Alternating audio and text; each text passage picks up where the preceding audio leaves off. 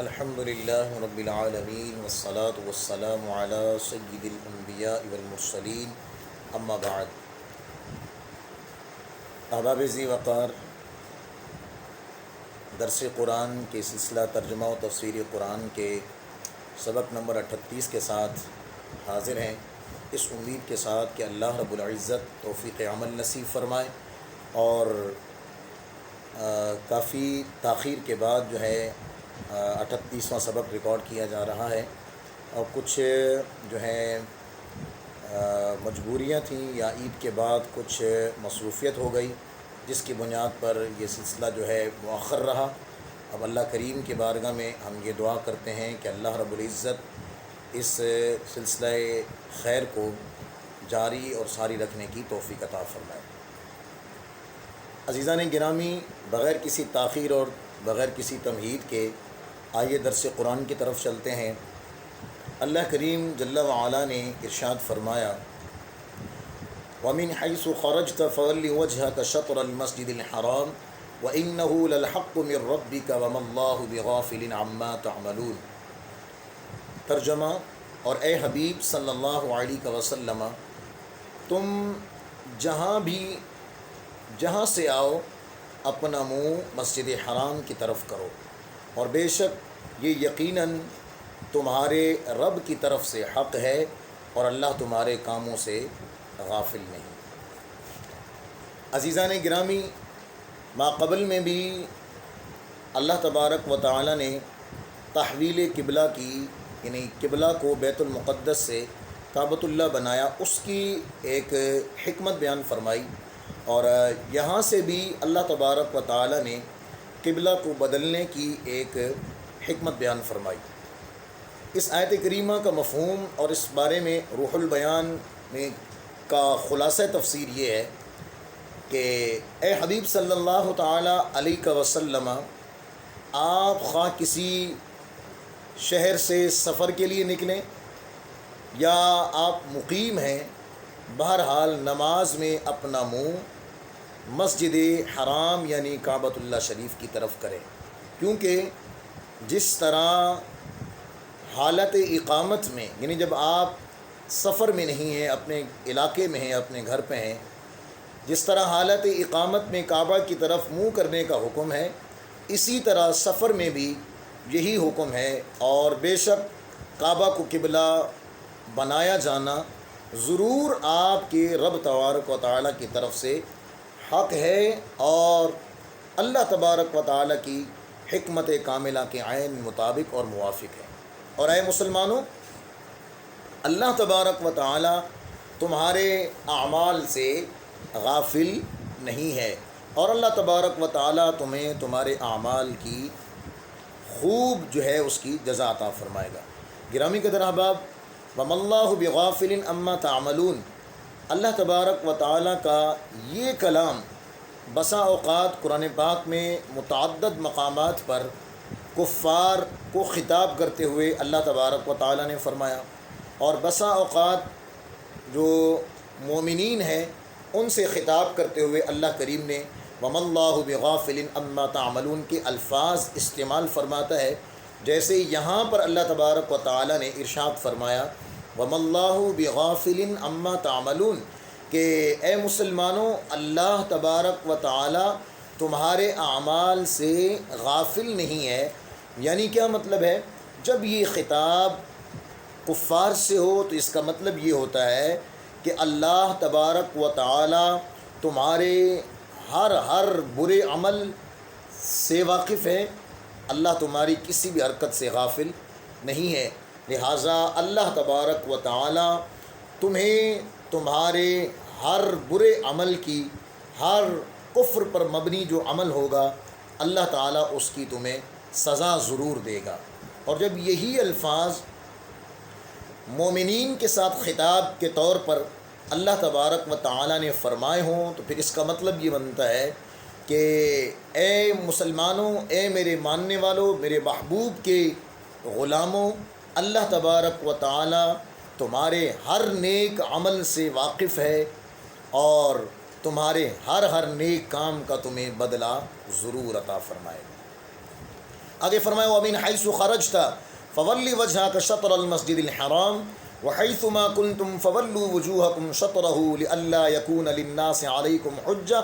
إِلَّا الَّذِينَ ظَلَمُوا مِنْهُمْ فَلَا تَخْشَوْهُمْ وَاخْشَوْنِي وَلِأُتِمَّ نِعْمَتِي عَلَيْكُمْ وَلَعَلَّكُمْ تَهْتَدُونَ۔ اے محبوب تم جہاں سے آؤ اپنا منہ مسجد حرام کی طرف کرو، اور اے مسلمانوں تم جہاں کہیں ہو اپنا منہ اسی کی طرف کرو، تاکہ لوگوں کو تم پر کوئی حجت نہ رہے، مگر جو ان میں سے ناانصافی کریں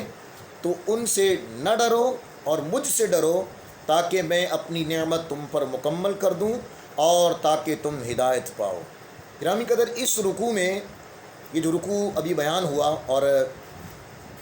یہاں پہ اس رکوع کا اختتام ہونے جا رہا ہے ایک آیت کے بعد۔ اس رکوع میں 3 مرتبہ اللہ تبارک و تعالی نے نبی علیہ الصلاۃ والسلام اور مسلمانوں کو مسجد حرام یعنی کعبۃ اللہ شریف کی طرف منہ کر کے نماز پڑھنے کا حکم ارشاد فرمایا۔ اس سے بظاہر یہ لگتا ہے کہ ایک ہی بات ہے جو بار بار دہرائی جا رہی ہے، اور بار بار جب ایک ہی بات دہرائی جاتی ہے تو ہمارے عرف میں تو یہی ہوتا ہے کہ اگر کوئی بندہ ایک بات دوبارہ کرے تو عجیب سا لگنے لگتا ہے، لیکن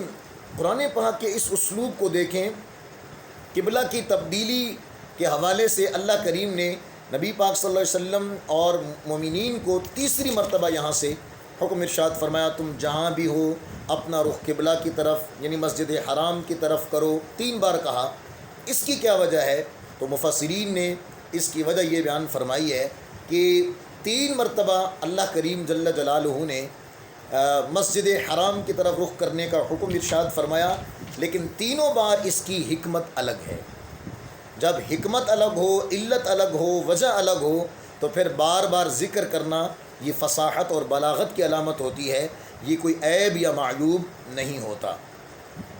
اللہ تبارک و تعالی نے جب پہلی بار مسجد حرام کی طرف حضور صلی اللہ تعالی علیہ وسلم اور مسلمین کو حکم دیا منہ کرنے کا، تو اس کی حکمت مفسرین نے یہ بیان فرمائی ہے کہ اللہ تعالیٰ نے اپنے حبیب علیہ الصلاۃ والسلام کی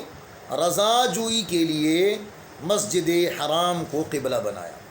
اور نماز میں اس کی طرف منہ کر کے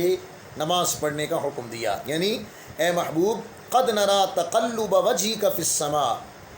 فلنولینک قبلۃ ترضاها، یہ پہلی مرتبہ جب آیا تو اے محبوب تیری رضا ہماری ہی رضا ہے، جس قبلہ کی طرف تمہاری رضا ہوگی ہم اسے قبلہ بنا دیں گے۔ تو پہلی مرتبہ جب کعبۃ اللہ شریف کو قبلہ بنانے اور اس کی طرف رخ کرنے کا حکم دیا تو اس کی علت اور وجہ یہ تھی کہ اے محبوب دنیا والے سن لیں کہ جو تیری رضا ہے وہی میری رضا ہے۔ دوسری بار جب مسجد حرام کی طرف رخ کرنے کا حکم دیا گیا تو اس کی علت اور حکمت کچھ اور ہے۔ کیا حکمت بیان فرمائی؟ فرمایا لکل وجہۃ ولکل وجہۃ ہوا مولیہا، کہ ہر امت کے لیے ایک جہت ہے،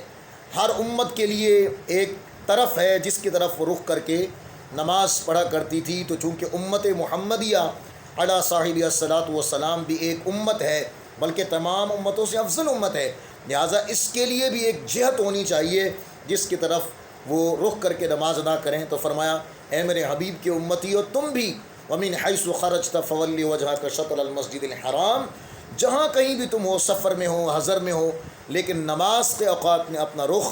قبلہ کی طرف رکھو، کیونکہ جس طرح دیگر امتوں کا قبلہ ہوا کرتا تھا تو تمہارے لیے بھی میں نے تمہاری فضیلت کو مد نظر رکھتے ہوئے تمہیں یہ شان بخشی ہے کہ تمہارے لیے بھی ایک قبلہ اور ایک سمت ہونی چاہیے۔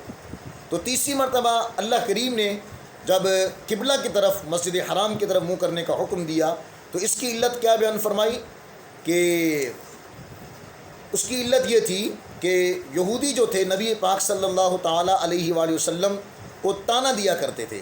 وہ تانا یہ تھا کہ ہمارے دین کی تو مخالفت کرتے ہیں لیکن نماز جو ہے وہ بیت المقدس جو ہمارا قبلہ ہے اس کی طرف کر کے نماز پڑھتے ہیں، یہ تانا دیا گیا۔ تو نبی پاک صلی اللہ تعالیٰ علیہ وآلہ وسلم کو اللہ کریم نے اور مسلمانوں کو اللہ کریم نے قبلہ بدلنے کا حکم دیا تاکہ مسلمانوں کے خلاف ان کو کسی قسم کی دلیل بنانے کی جو جرت نہ ہو سکے اور ان کے پاس کوئی حجت باقی نہ رہ سکے۔ تو اس آیت میں مجموعی طور پر لوگوں سے فرما دیا گیا، حالت سفر ہو، حالت اقامت ہو، جنگل ہو، بیاباں ہو، شہر ہو، دیہات ہو، ہر وقت ہر جگہ جہاں بھی نماز کا وقت آ جائے خانہ کعبہ ہی کی طرف منہ کرنا ہے، تاکہ یہودیوں کا جو اعتراض جو ہے، جو نبی علیہ الصلوۃ والسلام پر تانہ زنی کر کے کرتے ہیں، تاکہ ان کا اعتراض باقی نہ رہے۔ اور یہ نبی علیہ الصلوۃ والسلام کی مخالفت کرتے ہوئے، حسد کرتے ہوئے جو یہ کہتے ہیں کہ دین قبلہ ہمارا مانتے ہیں لیکن دین ہماری کی مخالفت کرتے ہیں، اور مشرکین کا جو اعتراض تھا، تاکہ اس سے بھی مسلمانوں اور نبی پاک صلی اللہ علیہ وسلم کی ذات پاک سے اس اعتراض کو دور کیا جائے۔ مشرکین نے کہا تھا کہ قریش کی مخالفت میں حضرت ابراہیم علیہ الصلوۃ والسلام کا قبلہ بھی اس نے چھوڑ دیا، چونکہ حضور بیت المقدس کی طرف نماز پڑھتے تھے اور کعبہ ابراہیم علیہ السلام اور اسماعیل علیہ السلام کا قبلہ تھا۔ تو مشرکین کہتے تھے کہ یہ دیکھو معاذ اللہ، یہ قریش کے ساتھ، یعنی کفار قریش کے ساتھ اس قدر معاذ اللہ محمد بن عبداللہ کی مخالفت ہے کہ اس نے مخالفت میں آ کر اپنے باپ دادا ابراہیم کا جو قبلہ ہے کعبہ، اس کو ہی چھوڑ دیا ہے، تاکہ مشرکین کو اس اعتراض کی گنجائش نہ رہے۔ اس لیے نبی پاک صلی اللہ تعالی علیہ وسلم کو اللہ رب العزت نے بیت المقدس سے کعبۃ اللہ شریف کو قبلہ بنانے کا حکم ارشاد فرمایا۔ اللہ کریم کی بارگاہ میں دعا ہے، رب العزت جل وعلا ہم سب کو ان حکمتوں کو سمجھنے کی توفیق عطا فرمائے، قرآن پاک کو سن کر سمجھ کر اس پر توفیق عمل نصیب فرمائے۔ وآخر دعوانا الحمد للہ رب العالمین۔